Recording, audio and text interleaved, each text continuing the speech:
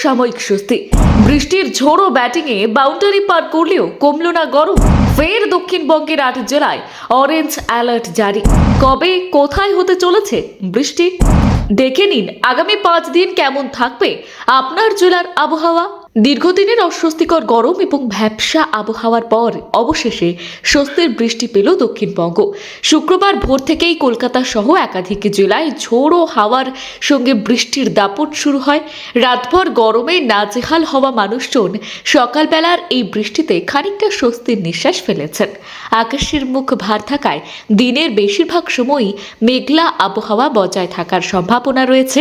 আবহাওয়া দফতরের পূর্বাভাস অনুযায়ী আগামী কয়েকদিন দক্ষিণবঙ্গের বিভিন্ন জেলায় বজ্রবিদ্যুৎ সহ বৃষ্টির অনুকূল পরিস্থিতি থাকবে। আর এই ঝোড়ো হাওয়ার জেরে সল্টলেক এলাকায় একটি গাছ ভেঙে পড়ে। স্থানীয় সূত্রে জানা গিয়েছে গাছটি একটি গাড়ির ওপরে পড়ে যায় এবং ঘটনায় এক পথচারী আহত হন। পরে পুরসভার কর্মীরা ঘটনাস্থলে পৌঁছে গাছ সরানোর কাজ শুরু করেন। যদিও বড় ধরনের কোনো ক্ষয়ক্ষতির খবর মেলেনি, তবুও হঠাৎ ঝোড়ো আবহাওয়ার কারণে সাধারণ মানুষের মধ্যে কিছুটা সতর্কতা তৈরি হয়েছে। আলিপুর আবহাওয়া দফতর জানিয়েছে দক্ষিণবঙ্গের একাধিক জেলায় ফের বজ্রবিদ্যুৎ সহ বৃষ্টির সম্ভাবনা রয়েছে।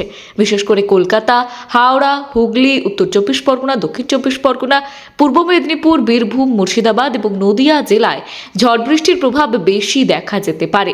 আর এই জেলাগুলিতে ঘন্টায় 30 থেকে 50 কিলোমিটার বেগে দমকা হাওয়া বইতে পারে।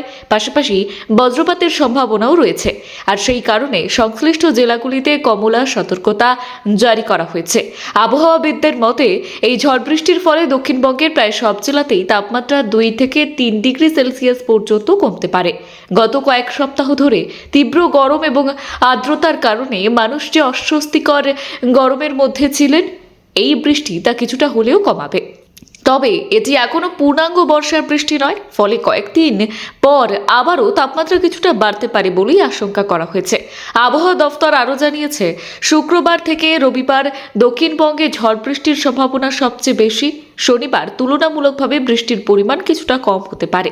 তবে আকাশে মেঘের আনাগোনা এবং বিচ্ছিন্ন বৃষ্টিপাতের সম্ভাবনা বজায় থাকবে। কৃষিকাজ, যাতায়াত এবং দৈনন্দিন জীবনে এর প্রভাব পড়তে পারে বলেই মনে করছেন বিশেষজ্ঞরা। শুধু দক্ষিণবঙ্গ নয়, উত্তরবঙ্গেও প্রাক বর্ষার আবহাওয়া সক্রিয় হয়ে উঠেছে। দার্জিলিং, কালিম্পং, আলিপুরদুয়ার, জলপাইগুড়ি এবং কোচবিহার জেলার বিভিন্ন অংশে আগামী কয়েকদিন ভারী থেকে মাঝারি বৃষ্টিপাতের সম্ভাবনা রয়েছে। আর এই সব এলাকায় বজ্রবিদ্যুৎ এবং ঘন্টায় 40 থেকে 50 কিলোমিটার বেগে ঝোড়ো হাওয়া বইতে পারে বলেই পূর্বাভাস দেওয়া হয়েছে। আর সেই কারণে উত্তরবঙ্গের একাধিক জেলাতেও কমলা সতর্কতা জারি করা হয়েছে। এদিকে দেশের বর্ষা পরিস্থিতিও ধীরে ধীরে অনুকূল হচ্ছে।